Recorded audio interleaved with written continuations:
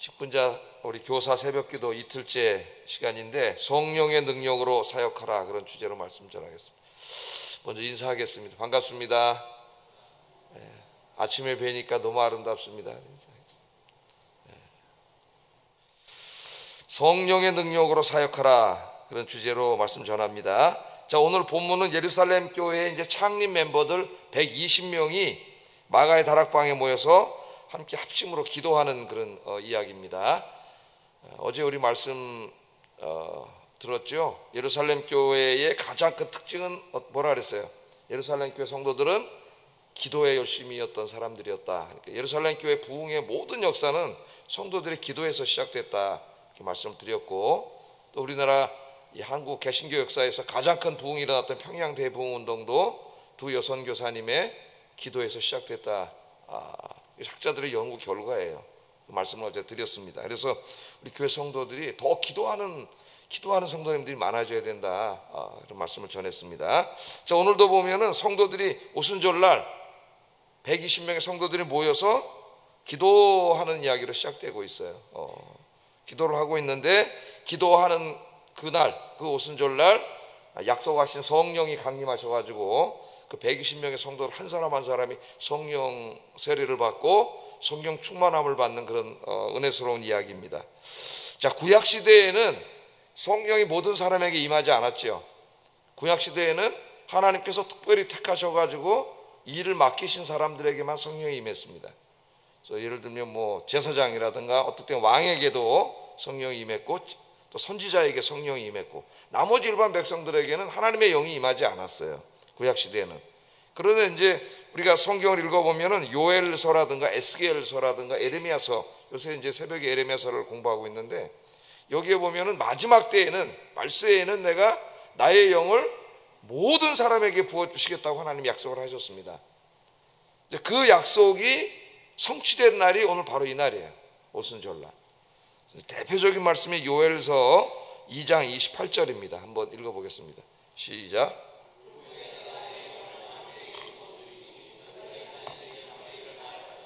너희 늙은이는 꿈을 꾸며 너희 젊은이는 이상을 볼 것이라, 이렇게 말했습니다. 내가 내 영을 만민에게 부어주겠다, 마지막 때. 자, 이 약속이 오늘 이 오순절날 120명의 사람들이 모여서 이 약속에 의지해서 하나님 앞에 기도하고 있을 때 성령이 임하셨는데, 오늘 말씀을 보면은 각 사람에게 임했다 그랬어요. 거기는 120명 모두에게 하나님의 성령이 임하시는 그런 말씀입니다. 그러니까 이날 인류 역사상 처음으로, 역사상 최초로, 교회 역사상 최초로 모든 사람에게 성령이 임한 사건이에요, 오순절 사건이. 그래서 이제 우리 다리 하나 건너가면 오순절파 교회가 있죠. 순복음교회, 이런 교회들이 있는데, 이 사건이 그들에게는 제일 중요한 사건입니다, 성령 강림 사건이. 자, 성령에 대해서 우리가 이제 공부를 할 때에는 두 가지 측면에서 생각을 해야 됩니다. 성령론으로 인해서 이단이 또 엄청나게 많이 나오고 있어요. 두 가지 측면을 생각해야 되는데, 첫째는 구원론적인 측면이에요. 이 부분을 잘 알아야 돼요. 오늘 이 부분을 이제 뭐 자세히 강의하지는 않겠지만은, 이 구원론적인 측면입니다. 그러니까 예수님의 십자가와 부활을 통하여 이루신 구원 사역을 완성하기 위해서 성령님이 오신 거예요. 그러니까 예수님의 구원 사역은 예수님의 십자가의 죽음과 부활과 그 다음에 성령의 강림으로 완성이 된 겁니다. 그러니까 2000년 전에 예수님께서 이제 십자가에서 죽으셨죠. 그리고 부활하셨어요. 그 예수님이 이루신 구원의 사역이 한 사람 한 사람에게 적용되도록 하시는 분이 누구예요? 성령님이에요, 성령님. 그래서 예수 믿고 구원받은 모든 사람에게는 이 오순절 사건 이후로는 다 개별적으로 누가 임하셔요? 성령님이 임하시는 거예요. 그래서 오순절 사건은 반복되지 않습니다. 십자가 사건이 반복되지 않는 것처럼 오순절 사건은 반복되지 않은 단회적인 구원 사건이에요. 이게 이제 우리 장로교 개혁신학의 핵심적인 가르침이고, 이제 오순절파에서는 좀 다르게 가르쳐요. 이 오순절 사건이 계속 반복된다고 가르쳐요. 그래서 저 오순절 저 기도원에다가 몇백 명씩 모아놓고 뭐예요? 막 더운 여름에도 성령 강림 집회라는 걸 합니다. 성령 강림 집회 막 하면은 이 오순절 사건이 거기 이제 다 임한다 그래요. 왜냐하면 그 사람들은 구원은 받았지만은 성령을 못 받은 사람이 있다 그래요. 그렇게 가르쳐요. 구원은 받았지만. 그래서 구원도 받고 성령도 받은 사람은 인류 그리스도인, 구원도 받고 구원은 받았지만 성령을 못 받은 사람은 이류 그리스도인이라 그래요. 그 성령 받음의 표지가 뭐냐? 방언이에요. 그 사람은 방언을 해야 된다 그래요. 예? 그래서 뭐 랄랄랄라 하고 막 뭐 그래서 방언을 막 하는 거예요. 방언을 못 하는 사람 취급 못 받아요. 교포라고. 왜? 성령을 못 받았다 그러니까. 그러나 이러한 가르침은 성경에 말하는, 성경에서 가르치는 가르침이 아니에요. 전혀 성경의 가르침이 아니에요. 성경에서는 모든 사람이 예수 믿는 그 순간에 누가 임하십니까? 다 성령이 임하십니다. 이날 오순절날은 이제 인류 역사상 처음으로 성령이 임할 때에 그 믿음의 사람 120명밖에 없었어요. 거기 모인 그 사람들에게 성령이 임했고, 그 이후부터는 믿는 모든 사람에게 이제 성령이 임하는 사건이 사도행전에 나타나고요. 사도행전을 계속 읽어보면은 성령이 임하실 때에 방언을 한 적도 있지만 방언을 안 한 적이 더 많아요. 성령이 임할 때. 그러니까 그것은 몇 구절을 편협적으로 이렇게 편집해서 잘못 가르치는 거예요. 근데 우리 구역장님들이 오래됐구나. 그것도 성령론에 대해서 제가 강의를 다 하고 가르쳤는데, 그래서 첫째는 구원론과 관계가 있습니다. 성령 받지 못한 사람은 구원받지 못한 사람이에요. 왜냐하면 성령은 생명의 영이고 성령을 받아야 그 사람이 영생을 누릴 수가 있어요. 예? 생명은 하나님의, 이 성령은 하나님의 숨결이에요. 숨결. 그래서 흙으로 사람을 빚으신 다음에 하나님이 훅 하고 루하, 하나님의 호흡, 생명을 불어넣으셨잖아요. 그 루하를 번역하면 게 하나님 영이 돼요. 영이. 그래서 구원받았는데 성령을 못 받았다, 그건 말도 되지 않는, 성경을 부정하는 이야기입니다. 자, 두 번째, 그러나 여기에 또 중요한 거 하나 더 알아야 돼. 이 성령의 임하심은 제일 중요한 거는 구원론적인 측면이고, 그러니까 모든 구원받은 사람은 다 성령을 받은 사람이에요. 그런데 그 성령께서 임하신 두 번째 이유는 우리에게 영생을 주시기 위함이고, 두 번째는 우리의 사역과 관계가 있습니다. 사역과. 사도행전에서는 이 부분을 굉장히 강조하고 있어요. 사역. 예를 들면 예수님께서 이제 공생애를 시작하시려고 세례를 받으셨죠. 세례 요한에게 세례를 받으실 때에 예수님에게 성령이 강림하셨어요. 성령이. 예? 마태복음 3장 16절 17절에 보면 예수께서 세례를 받으시고 곧 물에서 올라오실 새 하늘이 열리고 하나님의 성령이 비둘기같이 내려 자기 위에 임하심을 보시더니 하늘로부터 소리가 있어 말씀하시되 이는 내 사랑하는 아들이요 내 기뻐하는 자라 하시니라. 예수님이 뭐 구원을 못 받아서 성령이 내리신 게 아니잖아요. 여기 예수님께 성령이 내리신 이 성령 강림은 뭘 이야기하냐면은 예수님께서 이제 앞으로 공적인 사역을 시작하시는데, 이 땅에서 인간의 몸을 입고 오셨습니다. 공적인 사역을 시작하실 때에 하나님의 권세와 권능과 능력을 주시기 위해서 성령이 오신 거예요. 그러니까 예수님께 임하신 성령은 구원론적인 측면하고 상관이 없고, 구원론적인 측면이라면 이상하잖아요. 예수님만 유일하게 예외가 되는 거죠. 예수님께 임하신 성령은 이 사역과 관계가 있습니다. 권세와 능력. 제가 어제 그 성령 충만은 우리 어떻게 보면 우리 인간의 근력과 같다 그랬죠. 근력이 쑥 빠지면 어떻게 돼요? 힘이 하나도 없고 메가리가 없고, 그래서 운동을 안 하면 벌써 금방 근손실이 와요. 이제 나이가 먹다 보니까 진짜 금방 근손실이 오더라고요. 예? 그래서 축구로 이렇게 근육이 많았었는데 그게 금방 없어져. 이제 나이 먹고 그게 뛰어야 돼. 뛰고, 예? 근육이 있어야 막 힘도 생기고 에너지도 막 나고 자신감이 생겨요. 그래서 우리 중년 넘어가면 이제 우리 운동을 열심히 하셔야 돼요. 근력이 막 생겨야 돼요. 자, 이 주님의 일하는 권능과 지혜를 주시기 위함입니다. 자, 120명 성도가 기도할 때에 첫 번째 의미는 구원의 완성이, 이제 성령이 오심의 약속이 성취됐다고 하는 것을 보여주지만은, 그러나 그것 외에 또 중요한 게 뭐냐면은 성령의 능력으로 충만해야 주의 일을 할 수가 있어요. 힘이 생기고 여러분 막 운동해서 근육이 생기고 막 그러면 막 자신감이 생기는 것처럼 성령 충만해야 하나님에 대한 열정이 막 이렇게 일어나고 주의 일을 할 수 있는 영적인 힘이 있습니다. 안 그러면 그냥 쏙 사람이 이렇게 쏙 빠져요. 이 우울증의 시작이에요. 이게 성령이 충만해. 자, 그래서 성경에 보면 이제 성령의 능력을 받아가지고 엄청난 일을 하는 분들이 이 초대교회 집사님들 중에 나오죠. 막 스테반 집사님, 빌립 집사님 이런 분들이 나오시는데, 이분들 두 사람만 한 게 아니죠. 성경 읽고 엄청나게 많은 사람들인데 이 두 집사님의 이름이 대표로 나온 거지 엄청난 능력을 발휘하게 되는데, 이 성령 충만은 기도 생활과 관계가 있어요. 기도 생활.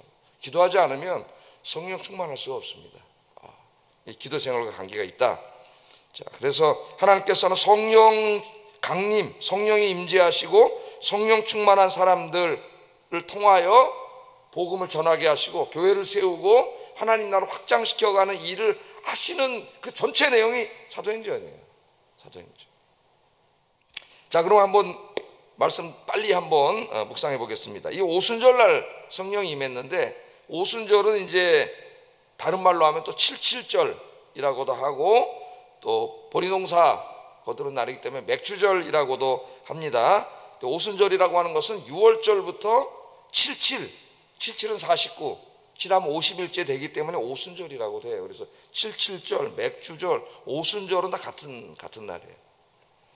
자, 이날 이제 성령이 임했는데, 이날 약속하신 성령을 보내주셨습니다. 그게 이제 2장 1절 4절에 이 엄청난 하나님의 영이 모든 사람에게 부어지는 이 정말 엄청난 일이 벌어진 거예요. 1절 4절, 오순절 날 이름에 그들이 다 같이 한 곳에 모였더니 홀련히 하늘로부터 급하고 강한 바람 같은 소리가 있어 그들이 앉은 온 집에 가득하며 마치 불의 혀같이 갈라지는 것들이 그들에게 보여 각 사람이 어떻게 했어요? 하나씩 임하여, 각 사람에게 하나씩 임하여 있더니, 그러니까 모든 사람에게 다 임하는 거예요. 그들이 다 성령의 충만함을 받고 성령이 말하기를 하심에 따라 다른 언어로 말하기를 시작하니라. 그러니까 이날은 성령이 인류 역사상 처음으로 모든 사람에게 강림하시면서 동시에 성령 충만함이 이루어졌어요. 그러니까 성경에 보면 첫사랑이라고 나오잖아요. 첫사랑, 처음 사랑. 내가 예수 믿고 구원받을 때에 성령이 임하시잖아요. 그 성령이 강림하실 때 그 상태가 성령 충만한 상태예요. 성령이 충만하다는 것은 제가 늘 이 컵 가지고 가르치죠. 물이 가득 넘쳐서 다른 불순물이 하나도 없고 성령으로 가득 차 있는 상태입니다. 내가 성령이 푹 잠겨 있는 상태예요. 그래서 이것을 성령이 나를 온전히 지배하시는 상태가 성령 충만이에요. 다른 게 없어요. 그래서 원래는 우리가 성령 충만함을 유지하고 살아야 되는데, 그런데 여러분, 우리가 이 땅에 또 살다 보면 내일부터 좀 이따 또 세상에 나가 살다 보면 육신의 정욕과 안목의 정욕과 이생의 자랑과 온갖 세상의 이런 유혹과 죄악들에 거기 들어가서 그것에 관심 갖고 거기에 몸담그고 살다가 성령 충만을 잃어버려요. 성령이 우리에게 강림하시는 것을 성령 세례라 그러는데, 성령 세례는 소멸되지 않습니다. 성령 세례가 소멸된다고 그러면은 그 사람 구원받지 못해요. 그런 일은 없어요. 성령은 한번 오시면 떠나지 않으셔요. 그러나 성령 충만은 소멸될 수가 있어요, 여러분. 성령 충만은 제가 그 배터리 충전지와 비슷하다 그랬죠. 핸드폰이 아무리 좋은 핸드폰을 여러분이 가지고 있어도 이게 충전 안 시키면 빠르르 하다 0이 돼버리면 아무 일도 못하죠. 그러니까 너무 유사해요. 성령이 와 계시지만은 나의 죄악과 세상에 대한 관심과 이런 데 내가 너무 빠져 있으면은 성령이 나를 온전히 지배하시지 못하도록 방해하는 거예요. 물론 성령은 강제적으로 나를 지배하실 수 있지만 그렇게 하지 않습니다, 하나님께서. 그래서 그런 것들 때문에 성령이 나를 지배하지 못하게 되면은 나의 상태가 성령님은 떠나시지 않지만 거의 예수 믿기 전하고 별 다를 바가 없는 사람이 돼요. 인격적으로나 무슨 영적인 능력이나 이런 데서 다 그런 사람이 돼요. 그래서 성령 충만은 늘 주님과 함께 기도로 만나야 그 성령이 나를 온전히 지배하는 사람이 될 수가 있어요. 그러면 성령이 이끄는 사람이 되면은 그 성령이 이끄는 사람들이 이 예루살렘 교회 사람들이에요. 어떤 일을 하나 보세요, 이 사람들. 자, 오늘 보면은 급하고 강한 바람 같은 소리가 있어 그들이 앉은 온 집에 가득했다 그랬어요. 바람 같은 소리, 바람. 왜 성령이 임하시는 것을 바람이 부는 소리에다 비유했냐면은, 성경 읽어보면은 히브리 말로 아까 제가 뭐라 그랬어요? 성령이 히브리 말로 루하인데 이는 하나님의 입김이라는 뜻도 있고 바람이라는 뜻도 있어요. 바람. 그래서 성경에 보면은 종종 하나님의 영이 임할 때에 바람이라고 하는 메타포를 많이 사용합니다. 에스겔 37장 9절 14절에 읽어보면은 그 에스겔 골짜기 죽은 시체들이 이렇게 있을 때에 그 시체들이 언제 살아나요?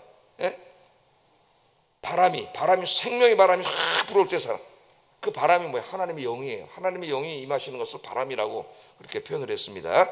또 니고데모에게 성령에 대해서 가르칠 때 요한복음 3장에서도 성령이 임재하신 사람을 성령은 바람이 부는 것과 같다 그랬죠. 바람은 보이지 않지만 바람이 불면은 바람이 부는 그 표시가 나타나죠. 여러분 머리카락이 막 흔들리고 보이지 않지만 나타나는 것처럼 성령님은 하나님이시기 때문에 보이지 않지만은 성령이 임하실 때 그 사람에게는 그 사인이 나타나는 거예요. 막 기쁨과 평강이 넘치고 능력이 막 지혜가 넘치고 능력이 넘치는 것. 바람에다 비유를 했어요. 그래서 여기 바람이라고 하는 것은 성령이 임할 때 무슨 진짜 바람소리 샥 나면서 임하신다는 얘기가 아니라 성령이 임하셨다는 얘기입니다. 성령이. 옛날에 무지몽매한 사람들이 또 막 지방에 대해서 집회하면서 부흥회를 한다고 막 성령이 또 바람처럼 임했다고 다 눈 감고 기도하라고 또 바람을 또 목사님들 이 정말 무지몽매한 일들이 막 벌어졌었어. 성령을 말하는 거예요. 두 번째, 불의 혀같이 갈라졌다. 불의 혀, 불. 성경은 또 불이라고 이야기합니다. 출애굽기 19장 18절을 염두에 둔 겁니다. 이 말씀은 성경을 이해하려면 성경을 잘 알아야 돼요. 한번 읽어보겠습니다. 시작.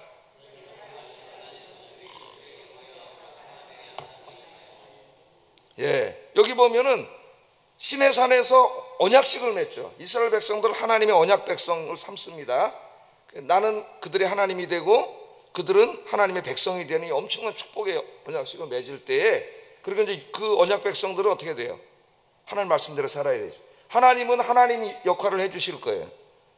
그들의 아버지도 되시고 어머니도 되시고 목자도 되시고 왕도 되시고, 이게 다 그 언약의 메타포들이죠. 하나님이 다 지켜주시고 공급해 주실 거예요. 그 대신 하나님의 백성들은 자기 멋대로 살면 안 되고, 가나안 사람, 세상 사람 따라 살면 안 되고, 하나님 말씀대로 살아야 돼요. 그게 율법의 말씀 주신 거죠. 거기서 율법을 주실 때, 그때 시내산에 하나님이 임하실 때를 불이 임한 것으로 이야기를 하고 있어요. 그래서 이스라엘 공동체는 율법 공동체라면은 이 불이 다시 임했습니다. 하나님 성령의 불로 임했어요. 이제 이 예루살렘 교회는 율법 공동체가 아니라 성령 공동체가 될 거다. 성령 공동체. 할렐루야. 하나님의 교회는 성령 공동체. 성령 충만해야 됩니다. 성령 충만. 그것을 말씀하고 있는 것이고요. 이 성령이 충만했을 때에 이제 첫째로 일어난 이제 기적 중에 하나가 다른 나라 말을 했다는 거예요. 제자들은 자기 말을 하는데 여기 와 있는 사람들이 지금 이 명절을 맞아가지고 각국에 흩어져 있는 디아스포라에서 다 왔잖아. 이 사람 자기 나라 말을 모르는 사람이 많아요. 그런데 그러니까 다 이제 자기 사는 거기 뭐 일본에 예를 우리나라 같으면 일본에 가서 산 사람은 한국말 다 잊어먹고 일본말밖에 모르고, 중국 가서 산 사람은 한국말 다 잊어먹고 중국말밖에 모르고 이런 상태죠. 여기 와 있는데 제가 이렇게 설교하는데 일본 사람은 일본말로 알아듣고 중국 사람은 중국말로 알아듣는, 이걸 이제 여기 방언이라고 했어요. 이게 방언은 분명 언어예요. 언어. 이 놀라운 역사가 일어나면서 여기 와 있던 사람들이 그 복음을 들을 수 있게 됩니다. 안 그러면 못 듣겠죠. 사도 바울은 이제 헬라어를 유창하게 하기 때문에, 지금으로 말하면 영어를 유창하게 하기 때문에 헬라어로 설교할 수 있는 사람이지만, 여기 베드로는 헬라어를 못해요. 아람어밖에 못해. 자기 말밖에. 다른 나라 사람 못 알아들어. 그런데 성령께서 그렇게 하신 거예요. 역사를. 놀라운 역사가 막 일어나는 역사가 여기 일어나고 있습니다. 자, 근데 이 성령이 이렇게 임하셔서 놀라운 역사가 일어나는데, 이렇게 하셔가지고 성령님께서 이제 사람들 하나하나 일꾼으로 세우신 120명을 하나님이 일꾼으로 세우십니다. 어떤 일꾼으로 세웠냐면은 복음의 일꾼으로 세웠어요. 복음의 일꾼. 어제 우리 공부했죠. 하나님이 직분을 주시는 그 이유, 성경에 뭐라 그랬어요? 주 예수 그리스도의 부활의 복음을 증거하기 위하여 우리가 일꾼을 세우자 그랬어요. 일꾼을. 그러니까 모든 교회 직분에 제일 중요한 거는 복음을 전하는 거예요. 나머지는 다 부수적인 거예요. 없으면 안 하면 그만이에요. 그러나 반드시 해야 되는 건 뭐냐? 직분자들이 복음을 전하라고 그 직분을 줬다는 걸 잊으면 안 돼요. 여러분. 복음을 전하기 위해서 그 직분을 줬다. 어제 그렇게 이야기를 했습니다. 복음의 일꾼입니다. 그래서 이제 예루살렘 교회는 그냥 120명밖에 안 됐어요. 성령 임하지 않았으면 그냥 120명이에요. 그런데 성령 임하면서 동시에 성령 충만한 상태입니다. 그리고 그들은 매일 기도했기 때문에 성령 충만을 잊어버리지 않았어요. 항상 성령 충만한 사람들이에요. 이 사람들을 통해서 하나님께서 놀라운 이제 이 복음의 역사를 이루시는 게 사도행전의 역사예요. 여러분, 예수님이 예언하신 대로 그대로 이루어졌습니다. 예수님 승천하실 때 뭐라 그랬어요? 누가복음 24장 49절 한번 읽어봅니다. 시작. 너희는 위로부터 능력으로 입혀질 때까지 이 성에 머물라 하시니라. 위로부터 오시는 능력으로 입혀질 때까지, 이렇게 옷을 입는 거죠. 이 옷을 입어야 돼. 하나님이 주시는, 성령이 주시는 능력의 옷을 입을 때까지 기도하면서 기다리라 그랬습니다. 근데 사도행전 1장 8절에 이 권능이 임했을 때 어떤 일이 벌어지느냐, 유명한 말씀 읽어봅니다. 시작.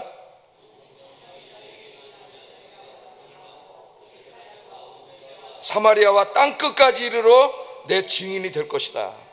어제 배운 말씀하고 똑같은 말씀이잖아요. 이 성령이 임하시면 하늘의 능력으로 덧입게 됩니다. 옷을 입는 것처럼, 그죠? 여러분 이렇게 그냥 막 티셔츠 같은 거 하나 입고 있다가 그냥 좋은 옷을 탁 입으면 사람이 달라 보이잖아요. 좋은 옷을 탁 입으면. 이게 마찬가지로 그냥 일반 자연인은 죄인이에요.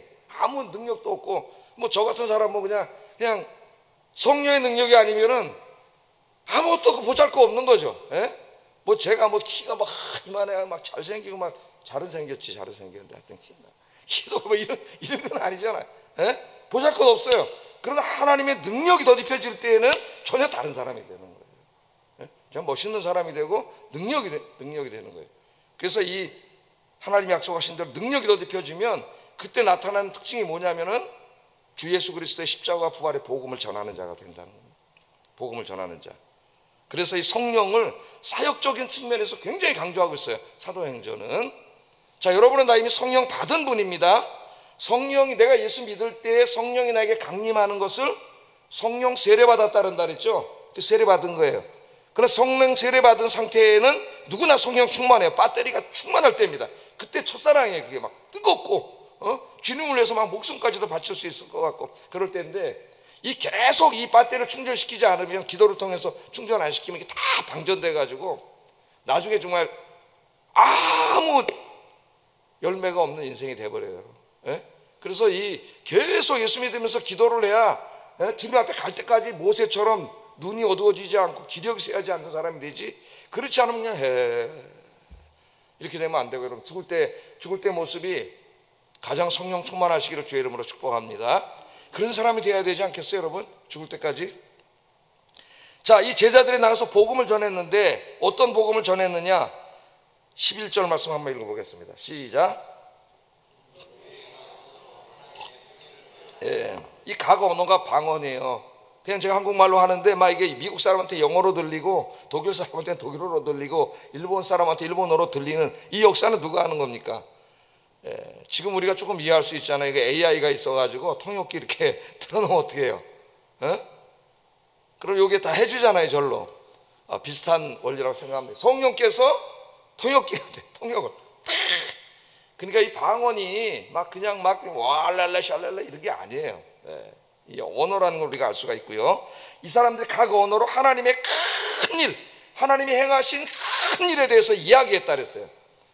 그러니까 우리가 이제 노방전도는 그렇게는 못하죠. 그 지나가는 사람한테 붙잡아 놓고 그럴 수는 없어서 그냥 예수 믿고 행복하게 사세요 이렇게 간단하게 하는 게 노방전도고, 진짜 전도는 내가 아는 사람, 내 친구, 가족들 만나서 하나님이 인류에게 행하신 이 큰 일, 이 위대한 일을 이야기해 주는 게 복음을 전하는 거죠. 이야기. 네? 이야기를 해주세요, 여러분. 여러분의 입으로 이 큰 일, 어떤 일을 이야기했는지 아세요?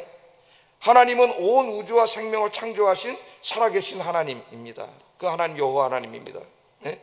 지금도 살아계셔서 온 우주를 그 하나님이 통치하고 계시고, 인간의 역사를 주관하시고 인간의 생사화복을 주관하고 계시는 분이 하나님이십니다. 하나님은 말씀으로 이 온 우주를 창조하신 전능하신 하나님, 우주보다 훨씬 크고 광대하신 거룩하신 하나님입니다. 인간이 죄짓고 타락하고 반역했음에도 불구하고 우리를 너무나 사랑하시는 하나님, 우리를 구원하시기 위해서 독생자 외아들까지 주신 하나님이 당신을 사랑하십니다. 그게 우리 CCC 사형리의 시작이잖아요, 그죠? 하나님 당신을 사랑하십니다. 복음을 전하는 것. 지금 이 시간에도 성령님을 보내주셔서 우리의 삶을 인도하시고 지켜주시는 하나님, 우리의 필요를 공급해 주시는 하나님, 우리를 위로하시고 지켜주시는 하나님이십니다. 마지막 때가 되면 죄로 파괴된 이 세상을 새롭게 창조하시고 예수 믿는 모든 사람을 구원하셔서 그 천국에서 영원히 살게 하시는 분이 바로 하나님이십니다. 이 복음이잖아요. 이야기를 해줘야지. 그 사람 이야기를 듣고 믿을까? 안 믿을까? 그런 생각을 우리가 할 필요가 없어요. 사도 바울은 뭐라 그랬어요? 이 복음은 하나님의 능력이라 그랬습니다. 구원을 주시는, 이 복음을 듣는 모든 사람에게 구원을 주시는 하나님의 능력이에요. 복음은 그 자체가 능력입니다. 말을 안 하니까 능력이 안 나타나는 거예요. 정말 여러분 사랑하는 친구가 동료들을 만나서 밥을 한 끼 사주면서 내 얘기 5분만 들어주라. 내가 소고기 사줄게. 소고기 사주. 5분은 들어주겠지.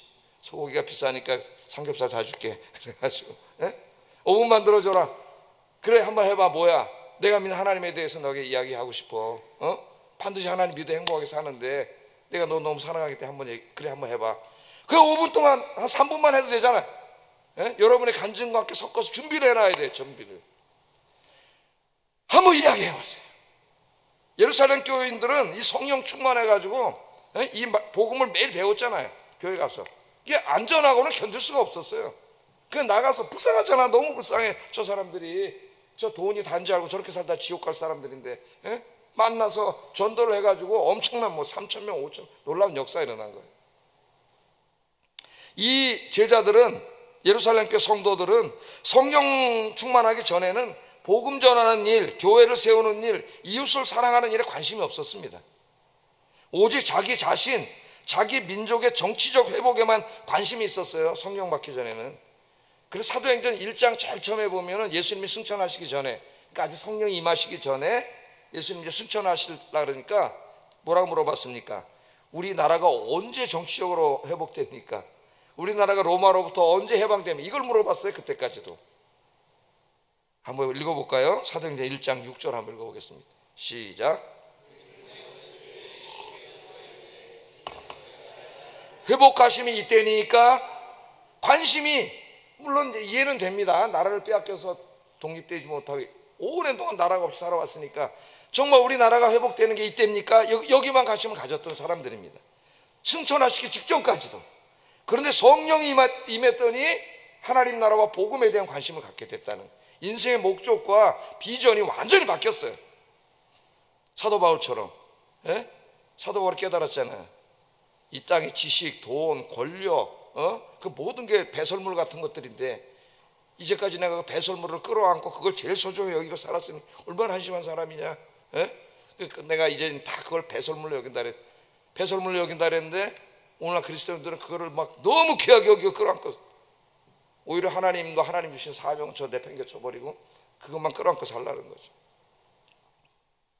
근본적인, 인생의 근본적인 목적이 바뀌었습니다. 돈 벌고 성공하고 출세하는 데서 복음 전하고 하나님 나라를 세우는 것으로 비전과 인생의 목적이 바뀌었어요.